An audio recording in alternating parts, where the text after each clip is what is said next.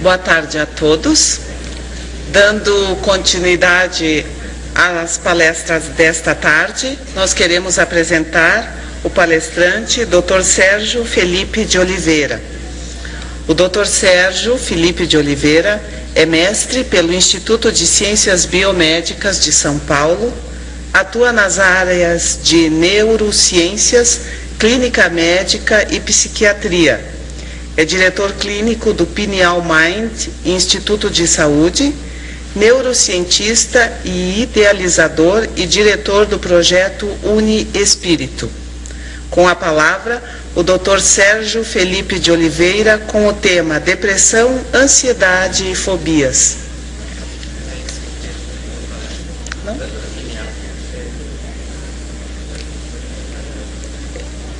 Retificando, é a glândula pineal, novos conceitos e avanço nas pesquisas.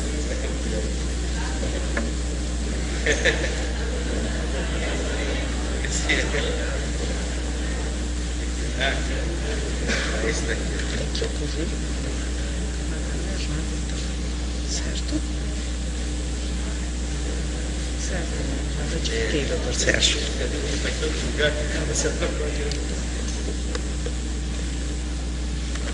Deixa eu ler para o senhor. Obrigado. Boa tarde. Quero agradecer a oportunidade de estar aqui com vocês. Obrigado ao Dorival, toda a universidade aqui, pela possibilidade de estar falando. E eu vou expor para vocês alguns dados de minhas pesquisas. Uma parte dessas pesquisas eu fiz no Instituto de Ciências Biomédicas da USP e na Escola Politécnica da Universidade de São Paulo. A outra parte eu fiz no meu consultório e em conjunto com a Faculdade de Medicina da Universidade de São Paulo. Eu tive interesse de estudar a glândula pineal porque René Descartes, há 400 anos atrás, cerca de 400 anos atrás, disse que é o ponto onde a alma se liga ao corpo, assim como diziam os hindus. E eu achei curiosa a observação e pensei, que será que tem nessa glândula pineal que poderia justificar essa questão, não é? Essa é a história oficial, viu, Dorival? Mas eu vou contar a história verdadeira. Eu vou seguir o conselho da Lucy e vou falar.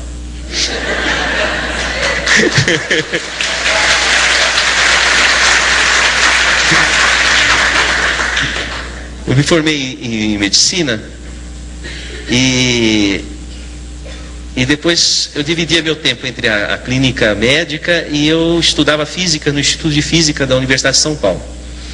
Por 4 anos fiquei no departamento de Física e Matemática, trabalhando teorias de campo de DNA.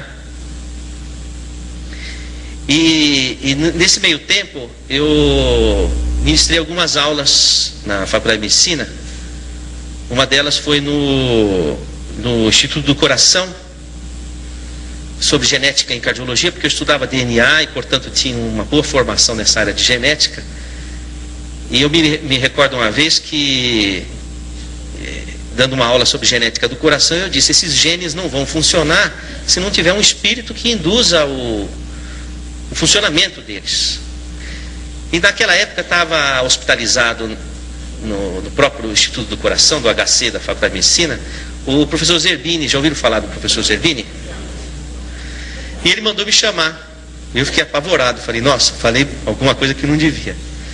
E ele estava hospitalizado com câncer, já na fase terminal da vida dele. E ele disse assim, eu ouvi falar muito de suas aulas, não é? Eu falei, professor?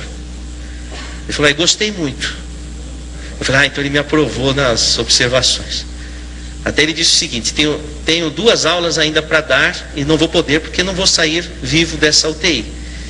Você vai dar essas aulas. Eu dei as 2 últimas aulas do professor Zerbini, falando que o coração não se formava sem que o espírito estivesse ali induzindo a embriogênese. E aí passou um tempo. E tinha um professor também na neurofisiologia, chamava Juarez Ricardo, professor titular de neurofisiologia. Ele, inclusive, que traduziu do russo a obra de Luria, que Luria, vocês sabem que foi o russo que fundou a neuropsicologia. E esse professor falava assim para mim, nós tomávamos café no centro acadêmico, dizia assim: Sérgio, tem um abismo entre a psicologia e a neurofisiologia. Precisa de fazer algum gancho entre uma coisa e outra. E passou um tempo, o professor Zerbini desencarnou e o professor Juarez Ricardo também desencarnou. E aí eu estava na minha casa, eu morava numa kitnet, eu e minha esposa, comia no fogão de uma boca só, e tive uma alucinação. Então apareceu o professor Zerbini e o professor Juarez Ricardo na minha sala, assim. Eu falei: nossa, eu preciso tomar um remédio, eu estou alucinando. E aí eles disseram assim para mim: você precisa estudar a glândula pineal. Eu falei: imagina estudar a glândula pineal, um órgão vestigial, tem que voltar para a anatomia. Eu estou na anatomística, não estou na anatomia. De jeito nenhum, não, você precisa estudar. Você volta na universidade, vai no departamento de anatomia e vai estudar a glândula pineal. Eu falei: mas isso não é um assunto que me atrai, porque eu estava na física quântica, estudar anatomia em cadáver já tinha passado há muito tempo de Versalhes isso, né? E aí eu deixei quieto. Aí passou um tempo, alguns meses, uma professora da anatomia, eu a encontrei numa palestra espírita, e me surpreendi, falei: olha, professora, a senhora aqui, professora titular de neuroanatomia veterinária, a professora Ivênia Santos Prada. Aí ela estava com uma outra professora titular de anatomia também da Universidade Federal, e as duas estavam e vieram ter comigo. Falaram: Sérgio, você precisa pesquisar a glândula pineal, nós estamos precisando de uma pessoa no departamento para pesquisar. Eu falei: não é possível, a minha alucinação se vivificou aqui não é? Eu falei: vai ver, eu tenho mesmo que ir pesquisar a glândula pineal. E aí eu fui na anatomia lá da medicina e falei: olha, eu quero pesquisar a glândula pineal. Falaram: você precisa fazer pós-graduação, mestrado, doutorado para pesquisar, mas nós não temos linha de pesquisa em pineal, nós só temos, e desfilou uma série de infinitas pesquisas, mas sobre pineal não tinha. Eu falei: não, mas para mim eu só vou fazer a pós-graduação se puder estudar pineal, porque eu vim aqui para estudar pineal, sem contar a história toda, porque eu achava que eu estava maluco, iam perceber que era verdade isso. E aí um professor, subrepticiamente, entendeu a situação, espiritualista inclusive, e me deu espaço para eu pesquisar, e aí foi. Aí saiu a pesquisa que eu vou mostrar para vocês, e os derivativos dela, tá? Então, mas vocês não contam para ninguém isso que eu falei para vocês, vale a primeira história. Então, antes disso, eu vou passar alguns conceitos que são importantes, porque essa aula eu dei no Hospital das Clínicas, então eu tive que adaptar para o pensamento do pessoal lá da medicina. Vamos ao primeiro quadro. Esse é um livro do Jeffrey Schwartz, de uma universidade americana, e ele fala uma história que foi publicada numa revista científica que eu achei muito interessante de colocar aí.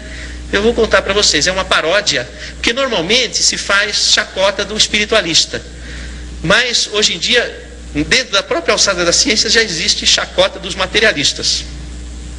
Então a história é a seguinte, é uma fábula, né, vamos dizer assim. Havia um planeta que havia recebido um sinal aqui da Terra, e o chefe do planeta falou: nossa, tem algum planeta emitindo um sinal. É o planeta Terra. Então ele mandou um emissário para o planeta Terra, vindo de outras galáxias, mandou um emissário: pesquise lá de onde veio os sinais. E a pessoa pesquisou e voltou lá para o planeta da outra galáxia. Olha, é o seguinte, esses sinais vêm de máquinas. Máquinas, mas quem faz essas máquinas? São homens que vivem naquele planeta. E do que são feitos homens? De carne. Carne, mas como é que pode carne fazer máquinas? Não, são de carne. Falando: não é possível, porque carne não é possível que carne pense. Não, são feitos de carne. Não, você deve estar enganado, deve ser como aqui os nossos habitantes, que tem uma parte de carne e uma parte de carbono quântico, então é possível de alguma forma. Não, é tudo carne. Mas que parte? Não, eles devem ter uma parte que pensa, não, é o cérebro, mas é carne também. Não, mas deve ser alguma coisa especial. Não, é carne. Carne que inclusive, você sabe, carne estraga rápido, então eles vivem pouco. Mas carne que pensa, carne que ama, carne que sente, não acredito. Diz assim, o senhor quer que eu repita novamente? Ou o senhor vai me chamar de mentiroso? Não, então não é possível que carne, ipsis literis, sinta, pense. Então o materialismo está em xeque, o organicismo. Pensar que o nosso pensamento produz, o nosso cérebro produz o pensamento, é a mesma coisa que achar que os atores moram dentro do seu televisor.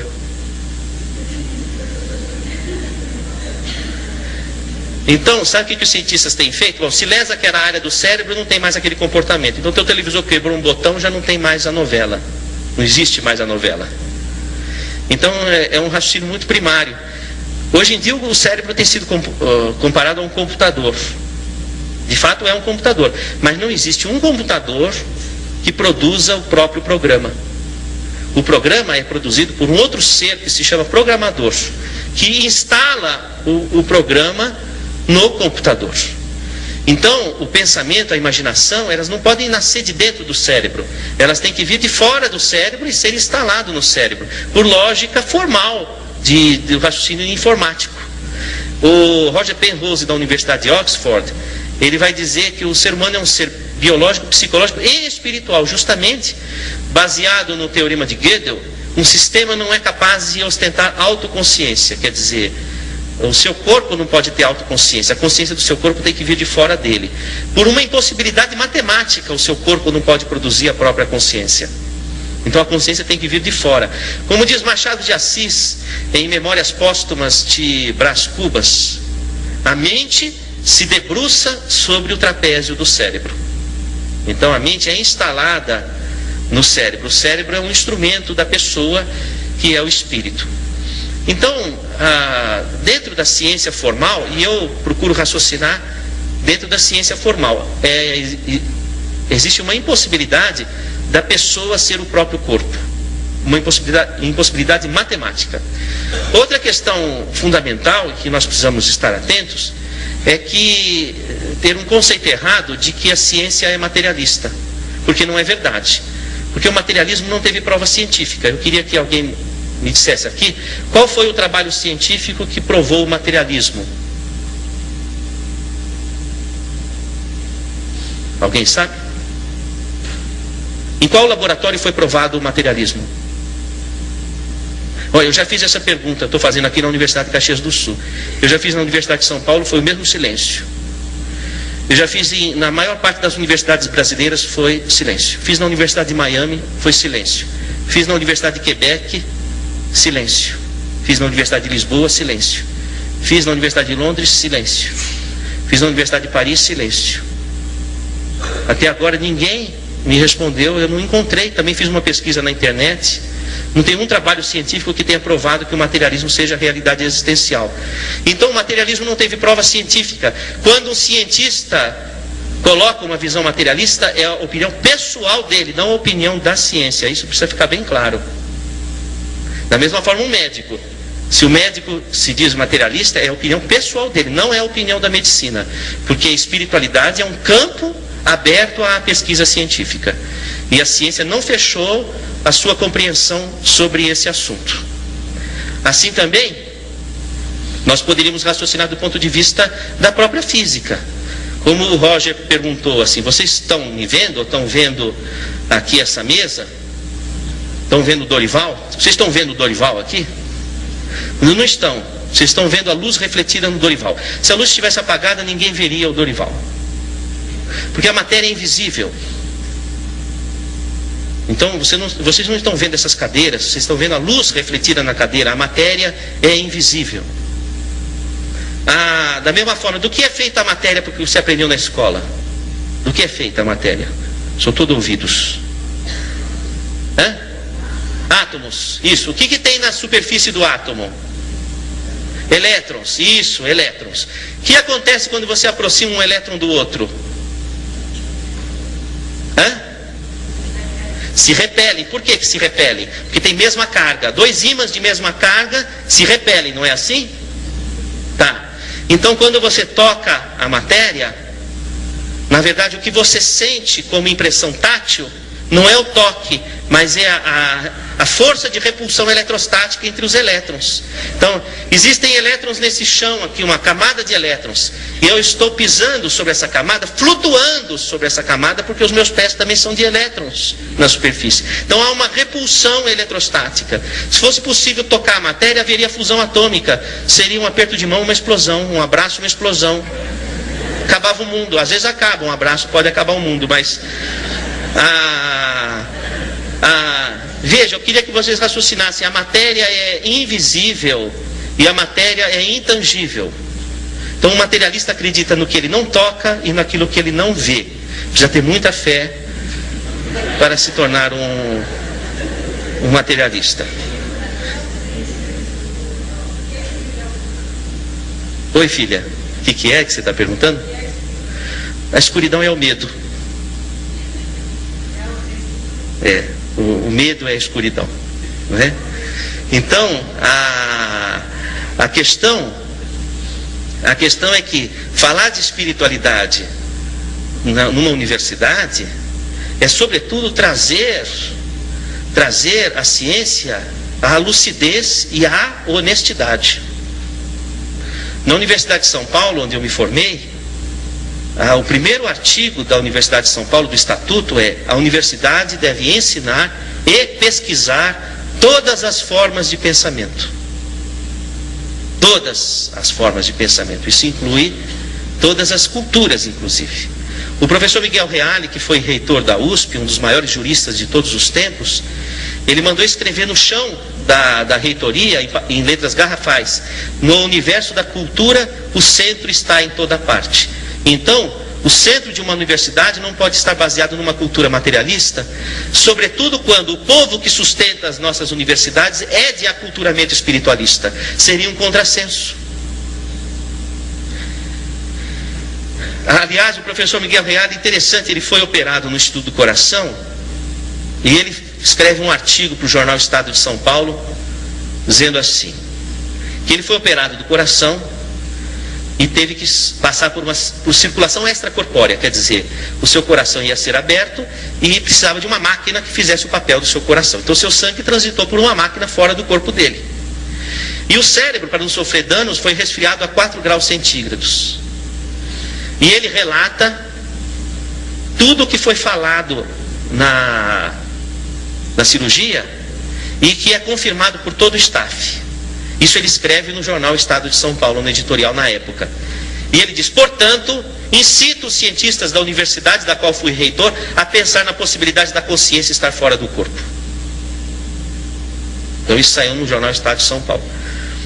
Você veja que existe dentro da ciência formal, para uma ciência honesta, há que se abrir espaço para outras hipóteses que não são somente as hipóteses materialistas.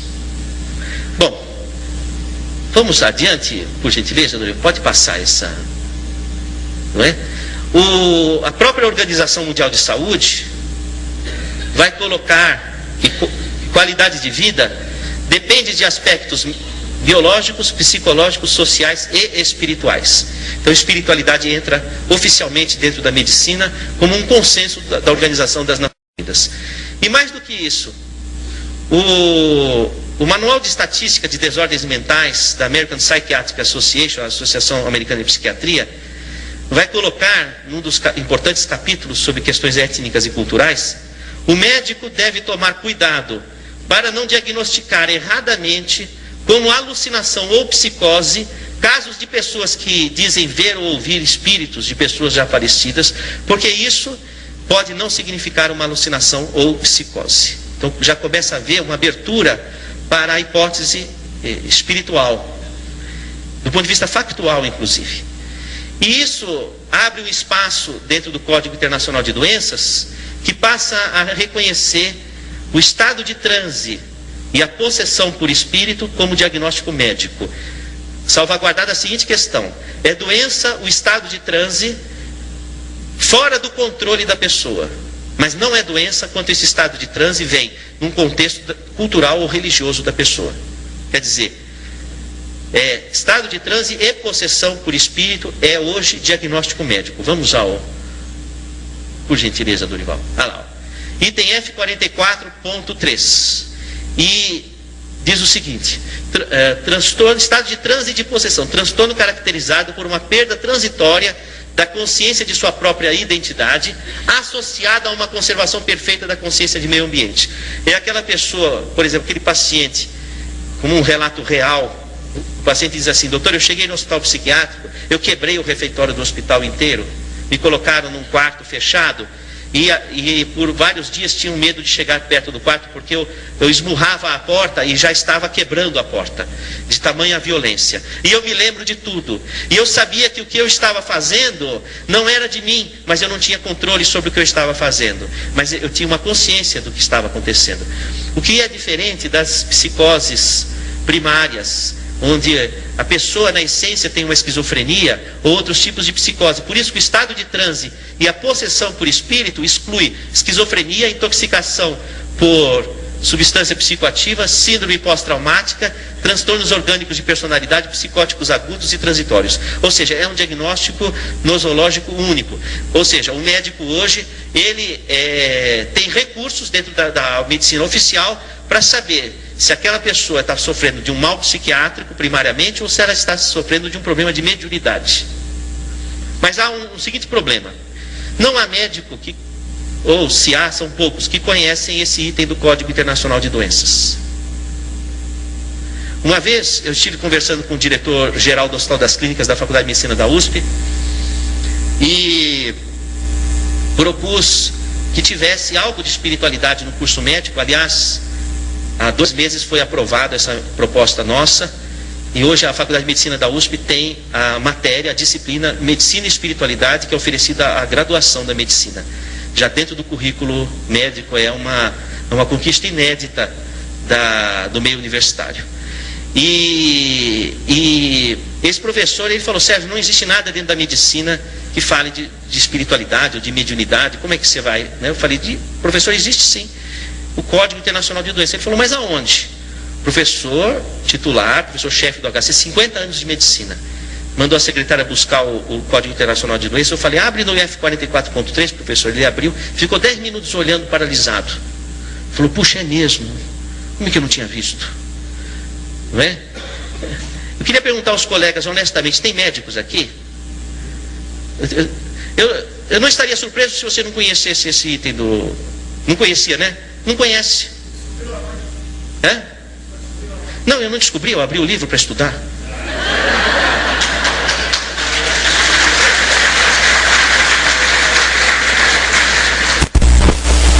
Foram cientistas que nos antecederam e já perceberam essas coisas, não é? Então, na verdade, o meu interesse é estudar o fenômeno do estado de transe, os fenômenos mediúnicos e a fisiologia, do ponto de vista médico, tá? O que não descarta a necessidade de estudos por outras fontes. Eu até estava conversando com um colega aqui, dizendo que estudar espiritualidade precisa ser, mesmo na área médica, precisa ser estudado também por não médicos, porque o médico ele fica amarrado com as determinações da academia. Você vê um pesquisador como o Godinho, ele transita com muito mais fluidez, então ele vai mais longe. Entende? O médico fica amarrado, não pode falar isso, não pode fazer aquilo, não pode fazer não sei o que. Então, às vezes você fica pensando, é melhor não ser médico, ficar livre, não é? Para poder... Então, precisa de haver pesquisadores não médicos para poder ir um pouco na frente, e depois o médico vai tentando encontrar os parâmetros com clareza, incorporando a oficialidade da medicina. Vamos, por gentileza, ao próximo. Esse é o DSM-4 que eu falei que tinha a... pronto, apresento-vos a glândula pineal, você tem uma dessa no meio da sua cabeça. E eu fiquei me perguntando qual seria a importância da minha palestra para os meus amigos aqui, porque não haveria sentido eu ficar falando feito um papagaio se não houvesse uma importância. E aí me ocorreu o seguinte, que talvez seja importante você saber o que você tem na sua cabeça. E aí valeria a pena a palestra de hoje. Então você tem uma glândula pineal, que não é como essa, ou talvez seja, não sei, vamos à próxima, por gentileza, Dorival. Ó, essa outra é assim menorzinha. Depois eu vi que não tem uma pineal igual à outra. Eu dissequei vários cadáveres, não há uma pineal igual à outra. Grandes, pequenas, e não importa, não é o tamanho que vai dizer se a pessoa é melhor ou pior. Eu já reparei que não tem a ver uma coisa com a outra. E a sua pineal, é que não há nenhum exame que o seu plano de saúde cubra para você saber como é a sua. Mas depois eu posso ir pesquisar se você quiser.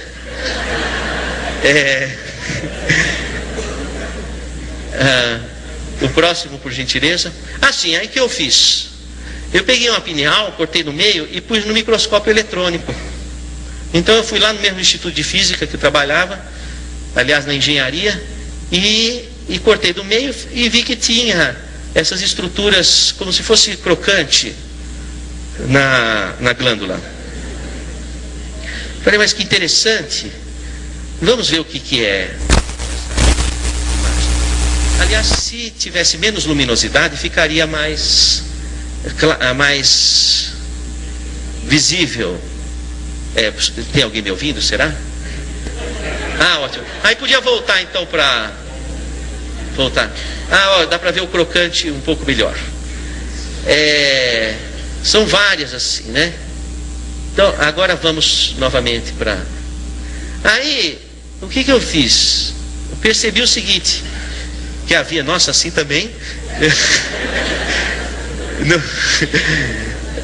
Tá bom. Na verdade, aquele crocante é o seguinte, é envolvido por uma... Tá vendo essas capas, não é?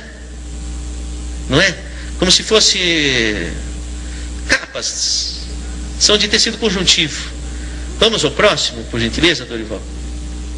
E tirando as capas, parecem amoras. Amoras. Depois, observando de mais perto, na verdade, eles têm a mesma forma que um cérebro, com circunvoluções, etc. Porque, na verdade, a pineal está mergulhada no terceiro ventrículo, no líquido cefalorraquidiano. E por pressão de vasos comunicantes, então essas estruturas, elas sofrem uma pressão semelhante ao que o cérebro sofre, elas acabam tendo um formato semelhante ao do cérebro. Próximo, por gentileza. E me chamou a atenção que essas estruturas estão em casulos. E eu não tenho as imagens aqui, porque são muitas imagens, mas na escola politécnica eu pude detectar que são apatita, cristais de apatita que nós temos no meio da cabeça. E depois até me veio, muitas vezes a pessoa falava assim para mim, eu não tenho bola de cristal? Tem. Você tem bolas de cristal no meio da tua cabeça. E eu falei, olha que coisa curiosa, por que haveria bolas de cristal no meio da cabeça? Fiquei me interrogando. E aí eu comecei a pensar que talvez essas estruturas, elas tivessem alguma função. Porque antigamente se pensava que a glândula pineal, ela degenerava com a idade. Degenerava e não tinha função. A não ser até os 13, 14 anos para a emergência da sexualidade e depois perdia a função. E se calcificava. Pois é, o que acontece? Com esse trabalho nós percebemos que na verdade não é que a pineal se calcifica, ela forma estruturas organizadas. Como por exemplo, quando nascem seus dentes, você não vai dizer que a sua boca calcificou. Formou dentes, que também tem o esmalte dentário de apatita também. Então não quer dizer que a sua boca calcificou, quer dizer que formaram estruturas funcionais. Então eu comecei a me indagar se essas estruturas não teriam função dentro do organismo. E estudando pela difração do raio-x e por outras técnicas, então foi que evidenciei que eram cristais de apatita. E esses cristais de apatita, eles provocam na glândula uma estrutura, formam na glândula uma estrutura que compõe como se fosse uma caixa de ressonância. Então, na verdade, a apatita, ela tem muito elétron na superfície, então ela repele campo magnético. Então, quando chega um campo magnético na glândula, bate num cristal e ricocheteia para o outro cristal. Bate no outro cristal e ricocheteia para o outro. Então sequestra o campo, como fosse seu telefone celular. Capta o campo com as informações do seu discurso e com as suas emoções e deixa guardado ali. E depois você pega o recado. Então a pineal seria como fosse a caixa postal do seu celular. Ela capta vibrações do espectro eletromagnético que traduzem emoções de nossos pensamentos ou de espíritos do mundo espiritual ou telepáticos de outras pessoas, arquivam ali e reagem no cérebro de formas as mais diferentes imaginárias. Então, talvez por isso que os hindus tenham a glândula pineal como uma glândula da vida mental, do contato com o além.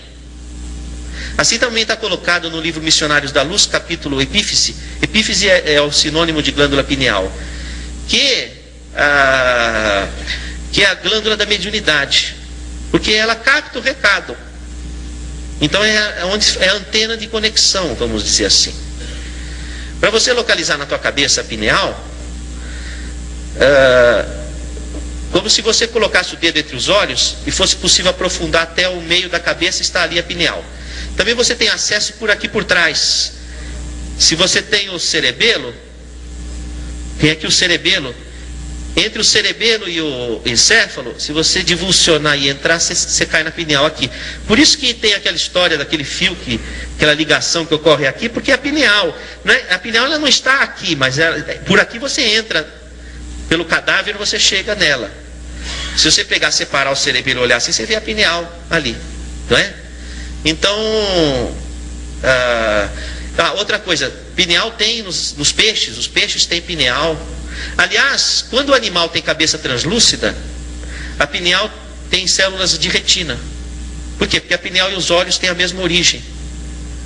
Então, por exemplo, um camundongo que tem cabeça translúcida, você encontra células retinianas, não é? Nós não, nós temos a cabeça impermeável à luz.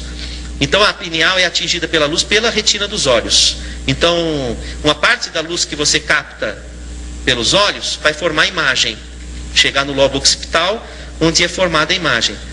Mas outra parte da luz que você capta não vai formar a imagem, são os efeitos não visuais da luz, que vão regular os ritmos do nosso organismo. Porque o nosso organismo precisa saber que horas que produz o hormônio de crescimento, o cortisol, que horas que produz cada hormônio, o ritmo, tudo é coordenado pela pineal. Isso é sabido na medicina. Inclusive, existem hormônios que são regidos sabidamente pela lua. Isso é a medicina alopática que fala. Então, por exemplo, como é que toda gravidez de uma mulher, em média, tem 9 meses? Uma gravidez saudável, 9 meses. Que é exatamente um ano da lua. Como é que o organismo acompanha a lua assim, desse jeito? Porque a pineal capta emissões da lua e traduz em toda a hormonologia que é regida pela lua. É chamado Zeitberger lunar, que regula os hormônios reprodutivos e sexuais, não é?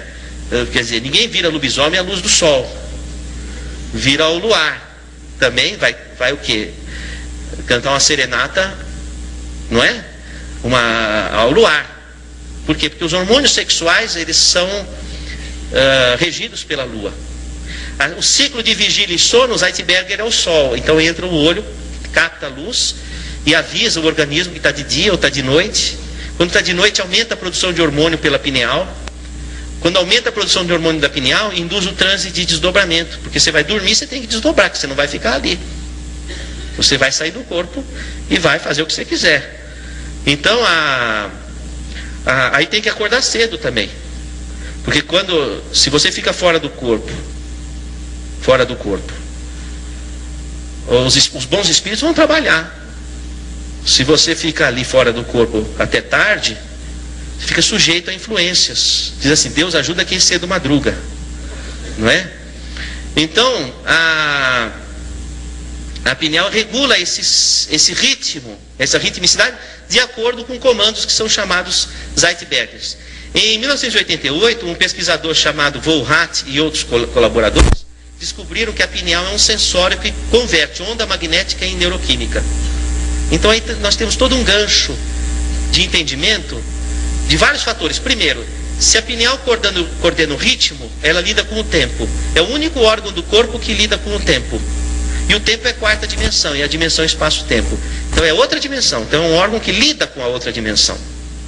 Outra coisa, sabidamente a pineal capta, é um sensório magnético. Deve ser por conta desses cristais, porque eles são diamagnéticos. Então está aí outro gancho. Então possivelmente o transe mediúnico, a ligação se dá por contato magnético, como fosse o telefone celular, só que com um espectro magnético diferenciado. Então quando diz que a pessoa recebeu um espírito, não é que tem um espírito dentro dela.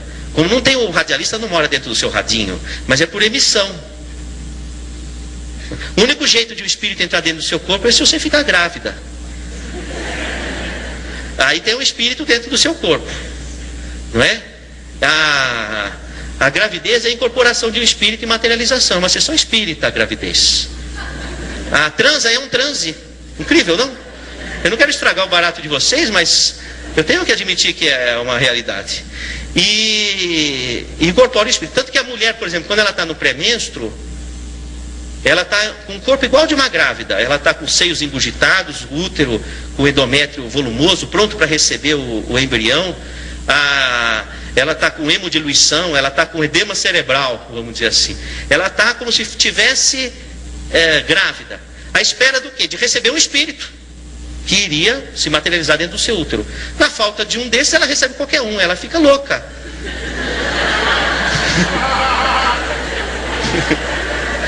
Então o pré-menstruo, a mulher está em sessão.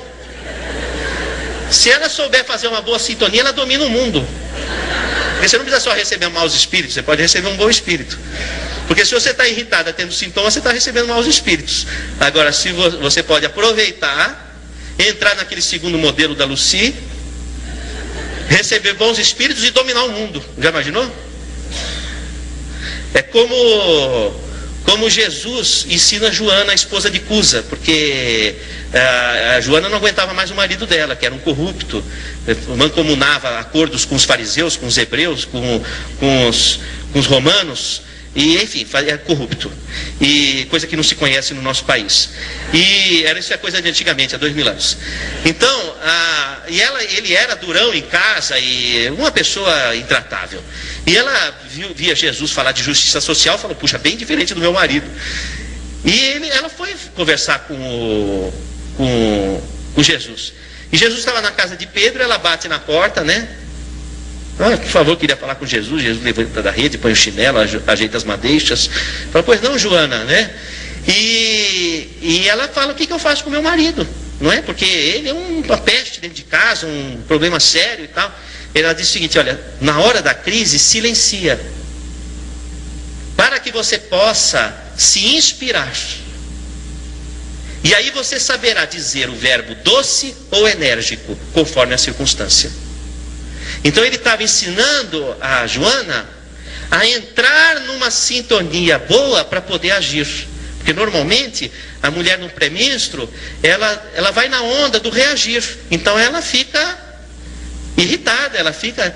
Agora, se ela se recolher, se inspirar, ela vai agir, ela vai atuar de forma transformadora. Então esse é um momento fisiológico do transe. Você sabe que nos homens não tem estudo, porque não se estuda os homens, só se estuda as mulheres. Agora que começaram a fazer estudos dos homens, é o machismo dentro da ciência. E de fato é mesmo. Então se conhece pouco sobre a fisiologia reprodutiva masculina, vamos dizer assim, frente ao que se conhece da mulher. Mas, voltando, vamos projetar o próximo... uma coisa interessante. Então eu fraturei um cristal e percebi o seguinte, que eles apresentam lamelas concêntricas, como se fosse uma cebola. Está vendo a tampinha aqui,